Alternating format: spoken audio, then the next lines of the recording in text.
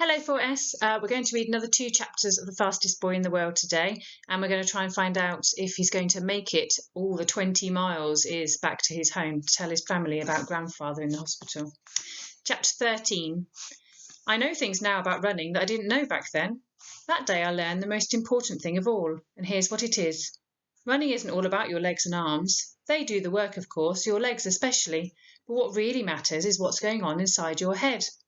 You have to get your mind into a place where it's not worrying about tiredness. It's not thinking about the soreness in your feet, or the aches in your legs, or the pain in your lungs. I didn't know then how to pace myself, and I started off much too fast.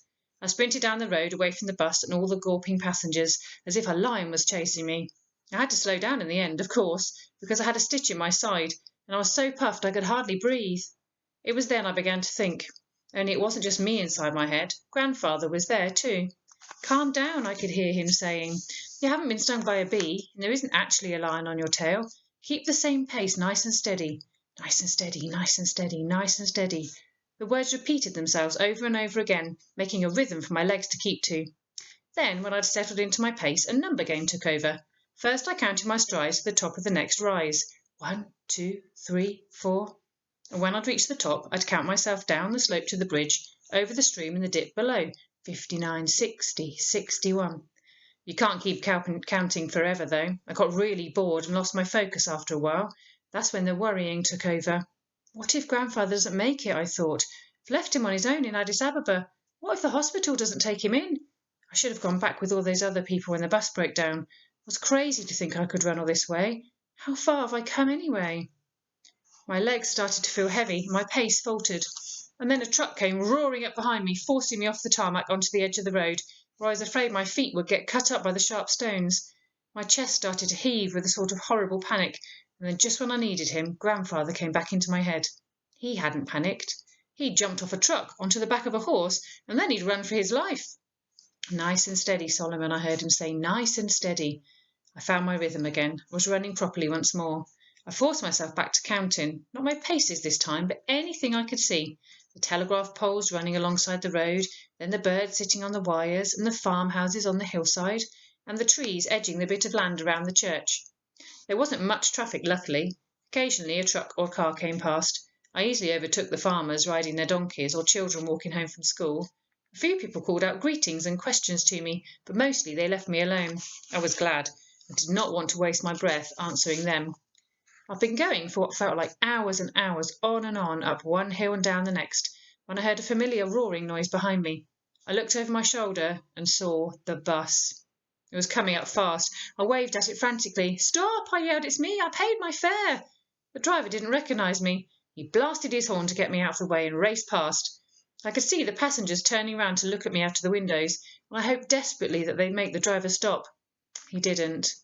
That was the worst moment of the whole day. I felt so stupid and exhausted and hopeless that I wanted to sit down beside the road, put my head on my knees and cry. You idiot, I said out loud to myself. You stupid, crazy fool. Why didn't you stay with the bus? It took much more energy and courage to get going after that. My legs felt like blocks of wood and my feet were sore and I was desperate for a drink. I had to force myself to start running again. 1, 2, 3, I began, trying to count my paces, but the magic of my number games had gone.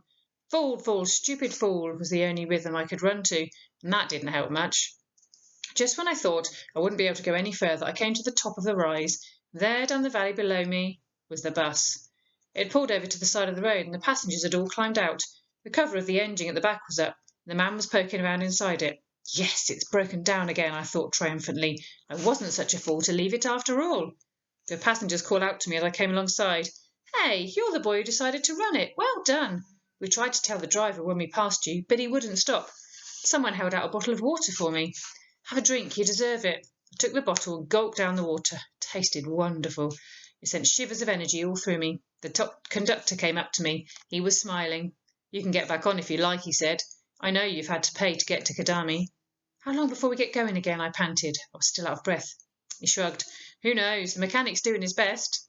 How far is it to Kadami from here? Only 3 or 4 miles. You've run nearly all the way. I'll go on then, I said, and I bet I'll get there before you do. The passengers cheered as I took off again. Go for it, they called out to me. Go Bears, be strong, run fast. And I was strong. I did run fast. Perhaps it was the water, or their encouragement, or knowing how far I'd already come. I don't know, but I felt different now. My pace returned, my head settled down, I was concentrated on my rhythm and my legs. They just kept pumping up and down, eating up the miles. I was running like a champion, I knew I was. I saw Kadawi in the distance, not half a mile away, and then behind me I heard that old familiar roar. I won't let them overtake me, I told myself. I'll beat the bus, I will. I wouldn't have done it if it hadn't been for the farmer who was pushing a cart loaded with sacks along the road in front of me. The truck swerved to avoid him, and somehow the farmer lost control, and the cart tipped over and the sacks were scattered all over the road.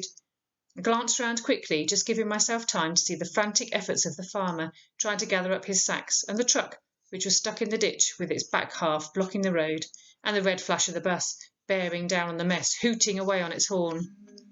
It will take them ages to get past, I thought. I felt a huge rush of energy from somewhere deep inside, and I began to sprint. I made it. I came surging down the main street of Kadawi with the bus right behind me, and then I tripped over a stick someone had left lying beside the road and fell full length, my heart pounding and my face in the dust. Chapter 14. Life is really quiet in Kadawi. It doesn't take much to create a sensation, and that's what I did. People always hang around when the bus is due, in case there's any news or someone interesting gets off, so there was a bit of a crowd in the main street already. There I was, lying down, wondering if I'd broken half my bones, and if I'd ever find the strength to get up again, when I realised that a couple of boys from my school were standing over me. "What are you doing down there, Solomon? Marcus said you'd gone to Addis. What's the matter? Can't you get up?" I suppose I must have muttered something, and then I started struggling to stand up. They helped me to my feet. I felt dazed, half-winded by my fall, weak all over with tiredness, and wanting only to lie right down again on the ground and stay there. But I knew I had to go on. I had to get home as quickly as possible, and there were 5 more miles to run. Another boy came racing up. "Just heard. He ran all the way from Addis. He beat the bus. Everyone's talking about it." People were coming at me from all sides, crowding round and asking questions. I had to get away. It would be dark soon, and I had to get home. I got my breath back by now. "I didn't really beat the bus," I said. "Only at the end it broke down. Ask them." I jerked my chin towards the clump of passengers who were still collecting their bags and bundles from the bus. While everyone was looking away, I summoned the strength from somewhere to dash down the street to the far end of town and turn down the lane that led home. "Solomon, wait! What's going on?" I recognised Marcus's voice. "Can't tell you now," I called back to him over my shoulder. "Got to get home." He'd have to chase after me if he could, but even though I felt nearly at the end of my strength after running so far, he didn't have a hope of catching up with me. He knew it. He was still shouting questions at me when I was touching the old post at the bottom of the hill, as I always did, ready to run up the slope on the far side. Everything I'd done and seen in Addis Ababa faded away.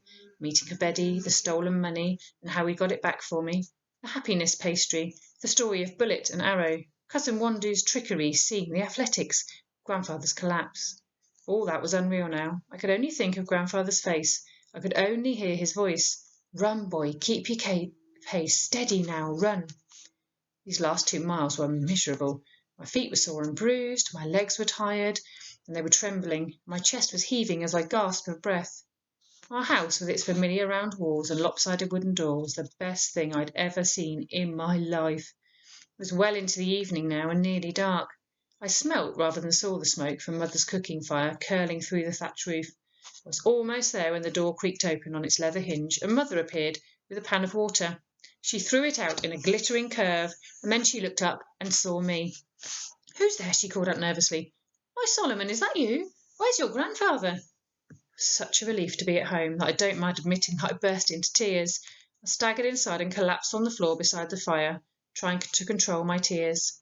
I managed to gasp out that Grandfather was ill in hospital, and that he'd told me to come home and fetch Abba, and that I'd run all the way because the bus had broken down. My parents stared at me open mouthed, and Konjit actually forgot to fiddle with her hair. "You left your grandfather on his own, ill, in Addis Ababa," Abba said at last. He was smacking his right hand down into his left, the way he always does when he's upset. "I didn't want to. He told me to." "You ran all the way home on your own," said Mother. She made me sit up on a stool, then she brought over a pan full of water and began to wash my feet. She'd never done that before. It felt soothing and wonderful. "I must go to Addis straight away," said Abba. He'd been sitting on the far side of the fire, but he jumped up, almost as if he'd intended to start off at once. Konjit tugged at his hand. "It's dark, Abba. It's night time. Nobody goes out at night. The hyenas will eat you." Her voice was going all high and shrill, like it does when she gets in a panic. First thing in the morning, Abba said, Solomon, you'll have to come with me. I won't know where to find him. I felt as if he'd slapped me. So tired that I didn't think I'd ever be able to take another step. The thought of walking all the way back to Addis was dreadful. He can't walk that far tomorrow, Mother said. Look at his feet. She picked up my foot and showed them to him. When she let go, I had a look myself. My soles were swollen. There was a bad cut on my big toe. I hadn't even noticed. He'll have to come whether he likes it or not, Abba said. He can ride Lucky into Kidami, and then we'll take the bus. Now give him something to eat, woman, and let him sleep. The morning bus goes at 6:30, and it will take us longer than usual walking in the dark. We'll have to be off by 4:30 if we're going to get to Kidami in time to get a seat on the bus. Mother spoiled me that evening as if I'd been a baby. She massaged my aching legs, stuffed me with as much food as I could eat, and poured out glass after glass of tea with spoonfuls of sugar from her precious hoard. What's Addis Ababa like, Solomon? Konchit kept asking. Did you see any lions? It's Addis Ababa, not Addis Adada, silly, I said. It's big. There were lots of... A gigantic yawn nearly dislocated my jaw. Not now, Mother said to her. Let him sleep. And so I slept and slept. Right, so he's made it back home. I'll have to wait till tomorrow to find out what happens next.